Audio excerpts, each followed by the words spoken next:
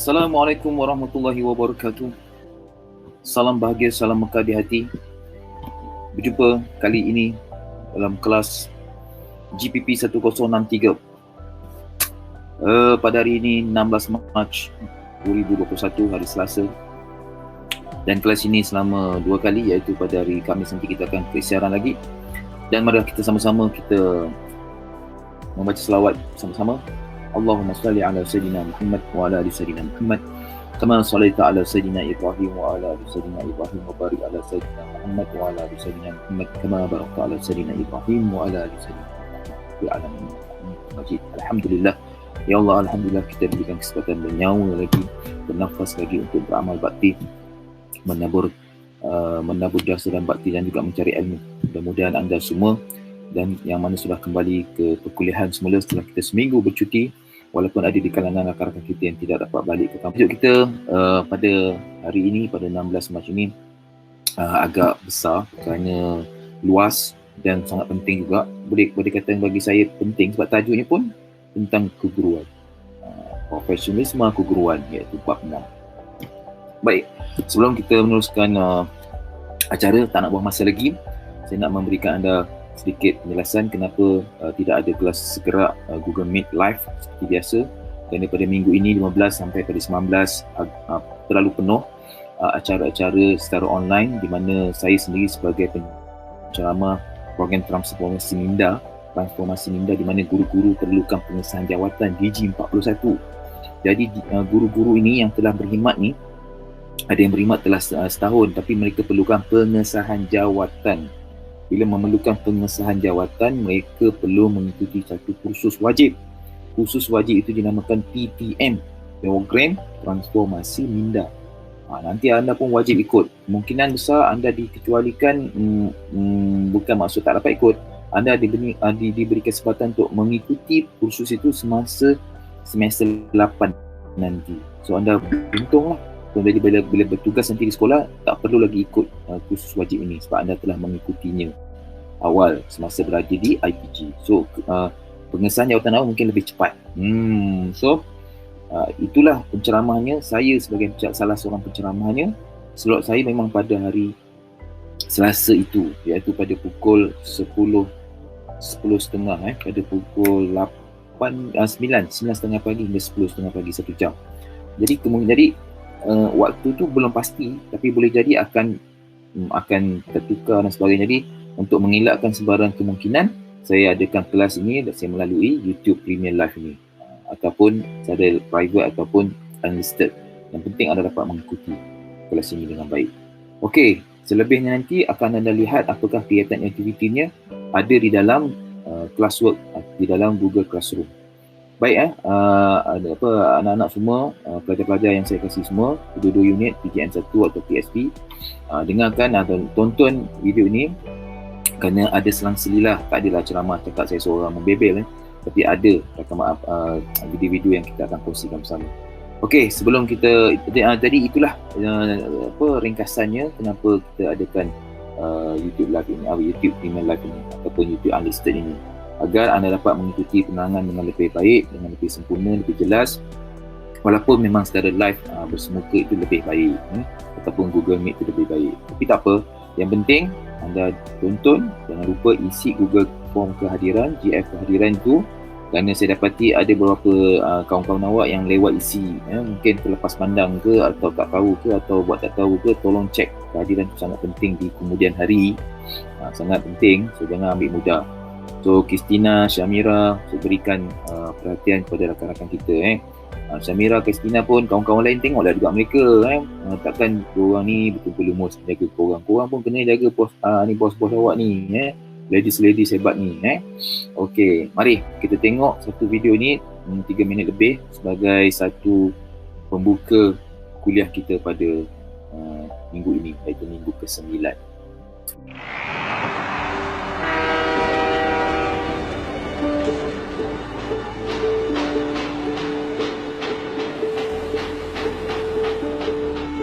When you step into a foreign land, you'll never know what to expect.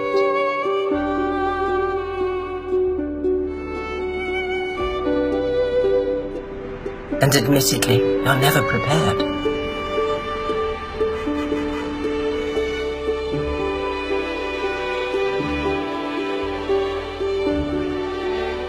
They say you will learn in time, but what if you're the one meant to be teaching?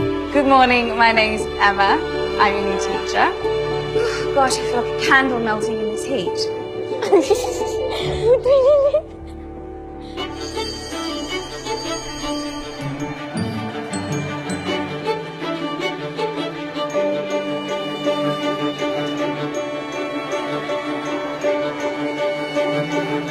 What is that? It's actually nasi lemak.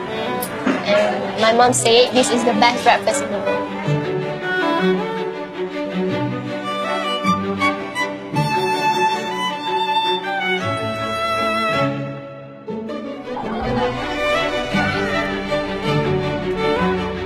You'll be surprised what our differences can teach us. And how we become better because of them. Uncle, I could go, please. Uncle, I want one. Uncle, I want one. Are you all really related to him? Oh no, I only call him dad out of respect our elders. And everybody does it.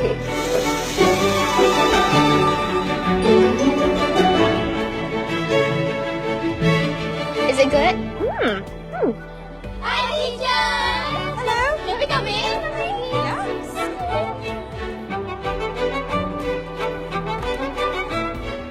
I was sent here to teach, but this land taught me even more.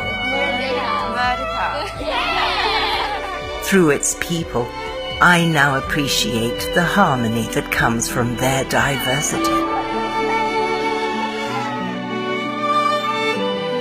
Even though I came as a stranger, I was always treated like family.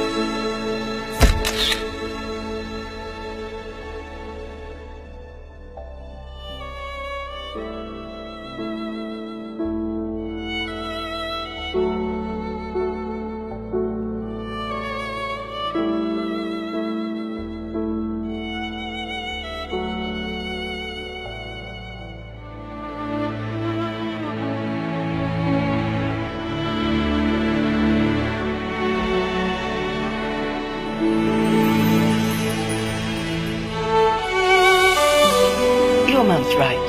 This is still the best breakfast in the world.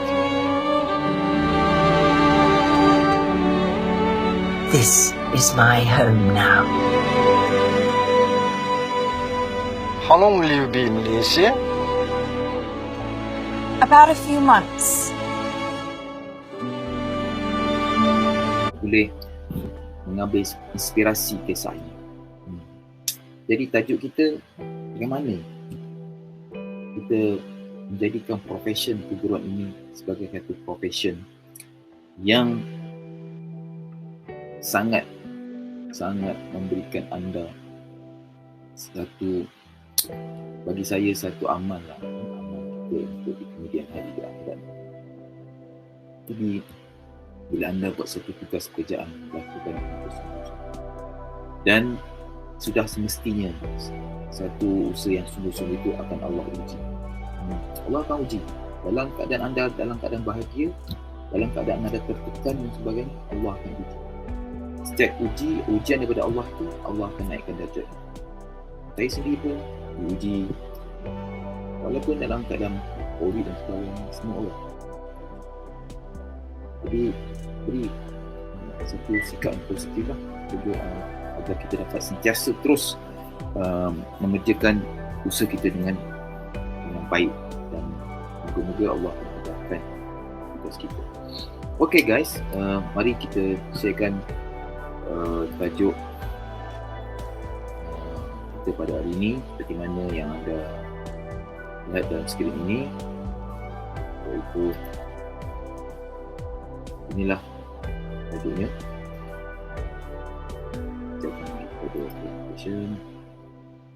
Okay. Dan ini adalah tajuk keseluruhan bab 6 kita.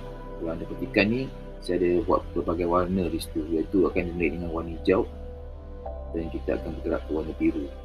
Jadi maksud di sini pada warna hijau tu insya-Allah kita akan fokus pada hari Selasa, dan pada warna biru ini kita akan fokus, biru ni, biru pekat ni, biru navy ni kita akan fokus kepada hari insya-Allah pada hari Khamis.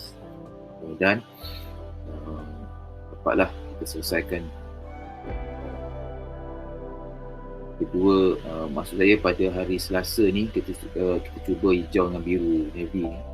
Hari Khamis kita selesaikan semua laluan kerjaya guru, cabaran profesional keguruan, peranan guru untuk memberikan pembelajaran sepanjang hayat dan pembelajaran sepanjang hayat ini digabung. Okey, kita cuba lihat pada konsep profesionalisme keguruan ni. Apakah yang terkandung? Kalau anda perhatikan tu nampak tu 30 tu poin dia tu 30 maksudnya 30 poin tu maksudnya 30 bahan-bahan ada di dalam. Okey, kita bagi di sini konsep profesionalisme keguruan. Apakah masuk konsep, apakah masuk profession atau profesionalisme, dan apakah masuk keguruan.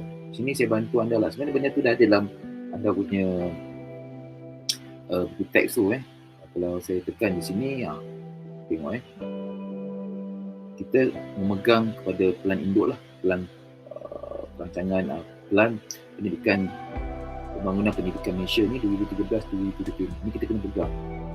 Apa saja bidang profesional kita, hendaklah sentiasa kita merujuk pada ni. Ini dia punya core lah, dia punya asas utama dia. Anda berada di sini sekarang.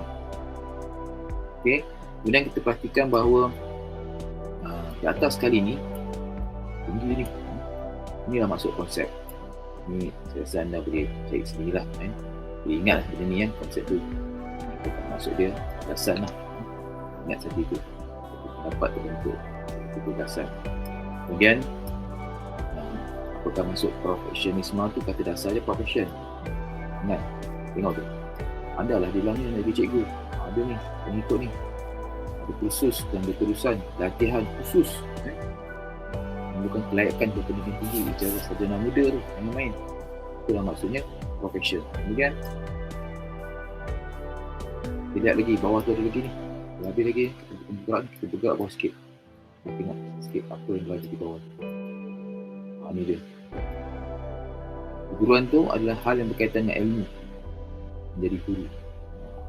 Keguruan ni bukan jadi guru silat Ilmu kita ilmu menjadi guru dan tugas dan tanggungjawab. Semua ada. Jadi nak jadi cikgu ni ada ilmu dia, tugasnya yang lebih spesifik. Kalau anda cikgu PSB lah. Kalau cikgu PJN lah. Dan dia ada tanggungjawab. Tanggungjawab pada subjek, tanggungjawab pada sekolah, organisasi, diri sendiri, keluarga, organisasi dan sebagainya. Okey. Jadi inilah dari segi awal pengenalan kita tentang tajuk ni. Okey. Kemudian kita pergi kepada yang seterusnya, iaitu yang ketiga. Ini tadilah kita pegang benda ni sebagai asas kita. Dan kalau kita perhatikan, saya dah terangkan tadi tiga ni, konsep, profession dan juga keguruan. Dan kita pergi seterusnya, ini tadi, okay. Kemudian kerjaan, kemudian ini yang berkaitan dengan keguruan tadi sebagai flashback balik Dan inilah profesionalisme keguruan keseluruhannya maksudnya di sini. Okay. Apakah maksud profesionalisme keguruan? Profesionalisme keguruan ni adalah tugas, ada tanggungjawab, kemudian ada sifat dan kualiti guru. Ini sangat penting. Bagi saya ni sangat penting. Anda kena beri perhatian benda ni sebab kualiti guru ni sekarang ada 2.0. Dulu 1.0, sekarang kualiti guru ada 2.0. Jadi 2.0 tu kalau anda perhatikan banyak maksudnya nanti kita akan jelaskan lah Kemudian ada integrity, itu masuk integrity, dah boleh baca dan protect nanti, dan ada accountability. Jadi kita ada, saya akan jelaskan lah nanti dan juga kita akan bagi kepada fungsi sekolah sebagai organisasi. Lupa kita ni akan berkhidmat di sekolah. Mula posting je sekolah, tak ada posting ke pejabat posting ke sekolah tu. Kemudian di sekolah tu terus sekolahnya, ada organisasinya, kemudian ada ciri-ciri organisasi, jadi ada fungsi organisasi dan sebagainya. Okey, baiklah, kita pergi kepada yang tadi ni, yang saya kata tadi, apakah yang dimaksudkan dengan dengan kualiti tadi. Saya tolong beri perhatian anda pada kualiti, kualiti yang saya sebutkan tadi. Tengok sini dulu. Okay. Berikan perhatian anda. Okey. Ya, apa yang dimaksudkan dengan kualiti. Okey, inilah yang dimaksudkan dengan kualiti. Jadi kualiti ni bermaksudnya pertama sekali pengetahuan. Pengetahuan ilmu bidang. Maksudnya pengetahuan major subjek awak. Kalau PSB lah. Kalau PJ. Okey. Dia tak ada maths apa saja, mesti fokus. Tapi bukanlah anda tak boleh mengajar subjek lain, tapi anda major awak tu, utama awak, subjek pengajaran utama awak adalah PSB atau PJ. Okey, PJ lah. Kemudian anda juga ada dibekalkan dengan kualiti guru sebagai berkemahiran praktikal. Maknanya anda bukan sahaja mengajar PSB, tapi boleh menunjukkan cara melukis, cara itu, cara ini. Kemudian kemahiran praktikal ni kita boleh tengok satu contoh lah. Satu contoh, kita pergi, ada satu video boleh saya kongsikan di sini. Kita pergi kepada, ada 2 rakaman yang saya telah video klip lah, boleh anda share lah. Okey, saya cuba kita pergi ke video klip itu.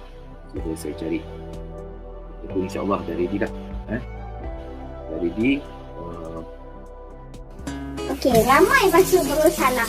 Alright, ramai yang baru basuh berus macam ni, betul tak? Okey, salah. Right? Salah. Cara yang betul basuh berus adalah buka air, boleh tapak tangan macam ni. Okey. Alright, good. Buah oren. Kemudian warna ikut turutan. First yellow, kedua orange, ketiga brilliant red. Kemudian blend antara warna tersebut.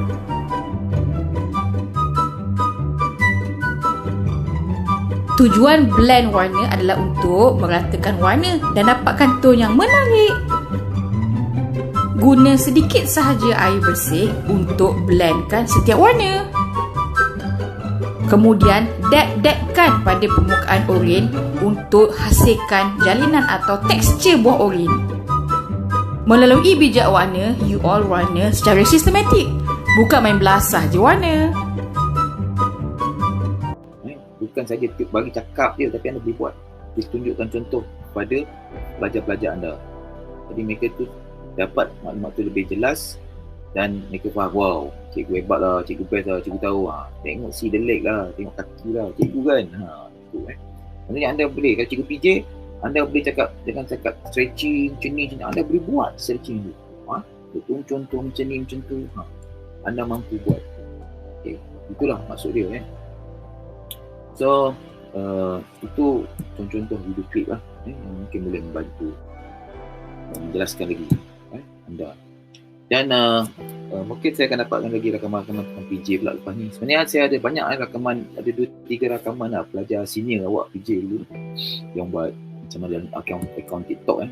Saya tengah mencari tu di manakah rakaman-rakaman tu. Nanti saya ambil saya upload, nanti boleh kita lihat sama-sama di masa PKP 1 tahun lepas. Okey, berbalik kepada kita punya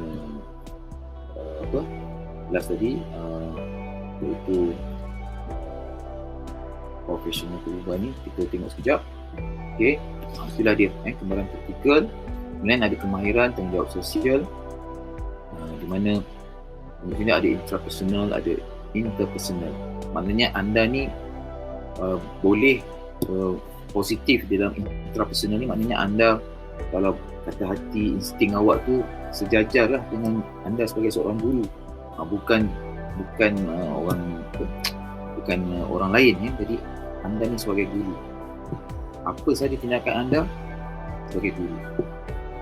Baiknya anda nak buat jahat contohnya pun anda kena fikir, saya guru, takkanlah saya nak bohong, takkanlah saya nak ambil rasuah, takkanlah saya nak tipu orang sebagainya. Jadi itulah anda benda yang positif.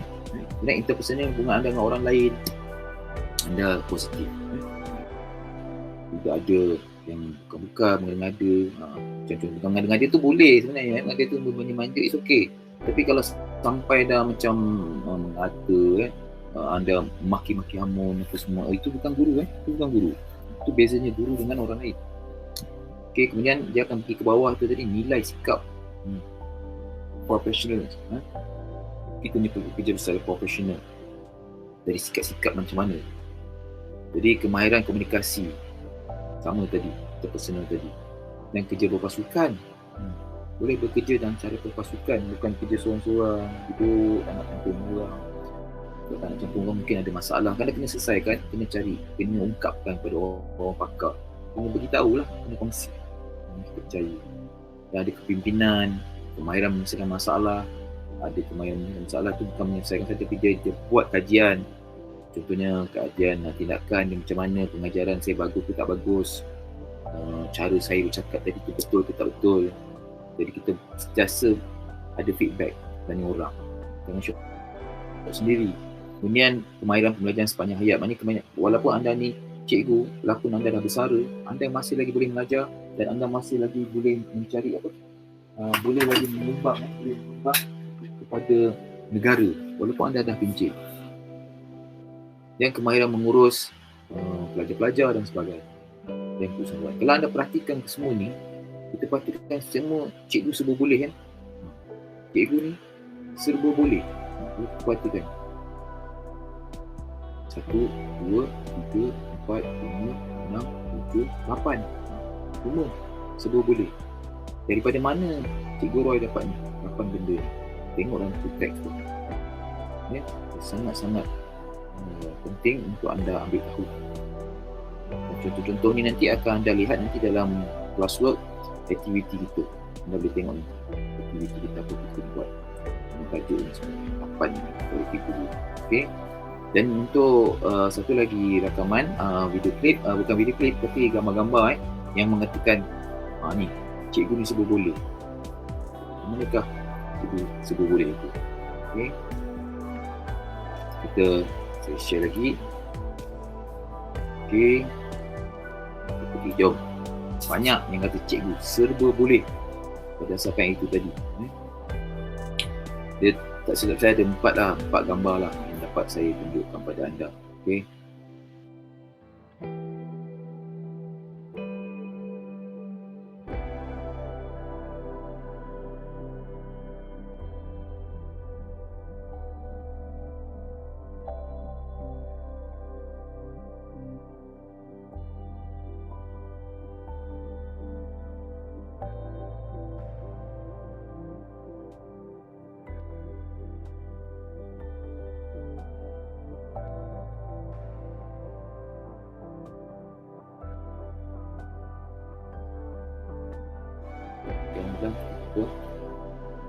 Dan kita seterusnya saya pergi kepada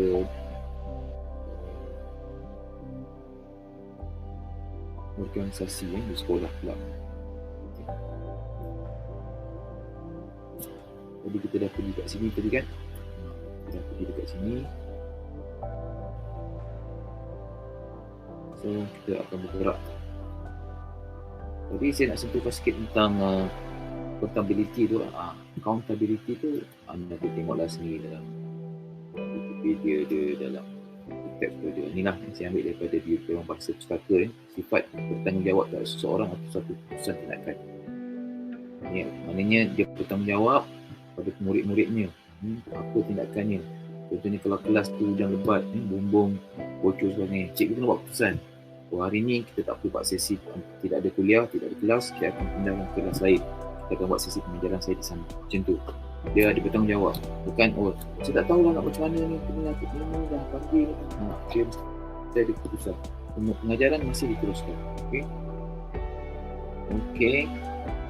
Itulah seringkas untuk tajuk profesionalisme keguruan ini. Okey.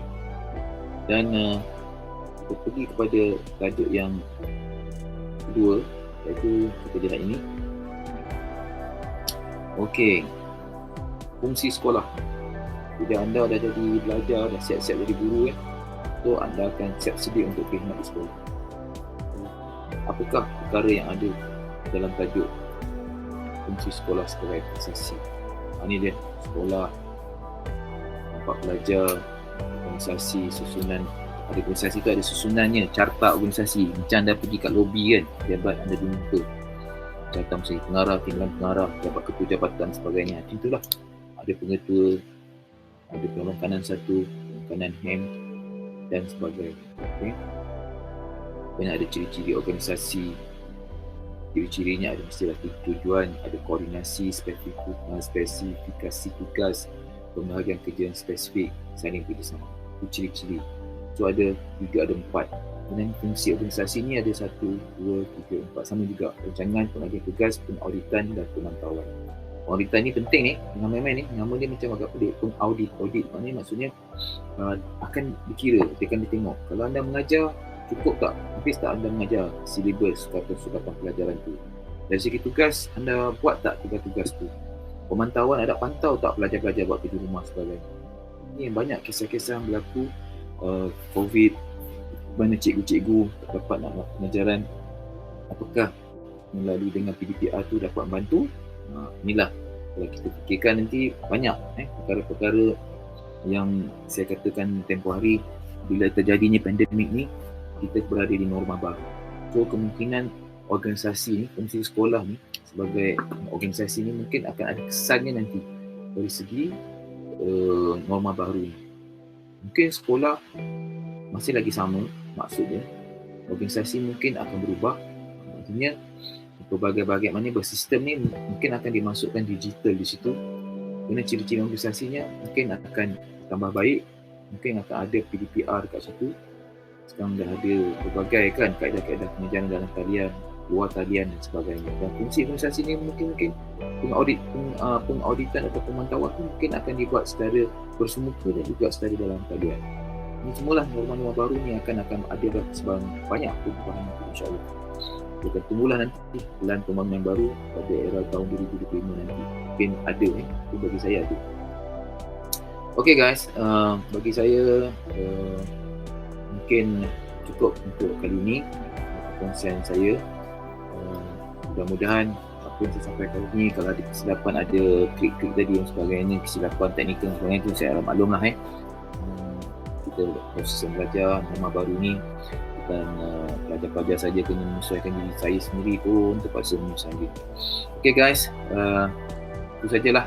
Dan jangan lupa dalam Google Classwork tu saya telah sediakan pelantar Google Form kehadiran, ada juga aktiviti-aktiviti yang anda kena lakukan untuk kelas pada 16 Mac ini. Okay, sekian daripada saya. Saya harap anda semua dapat melakukannya dengan baik dan tugasan ini dengan sempurna mungkin. Buat yang terbaik untuk diri anda sendiri. Okay, sekian daripada saya. Saya sudahi dengan kalimah mulia. Assalamualaikum warahmatullahi wabarakatuh.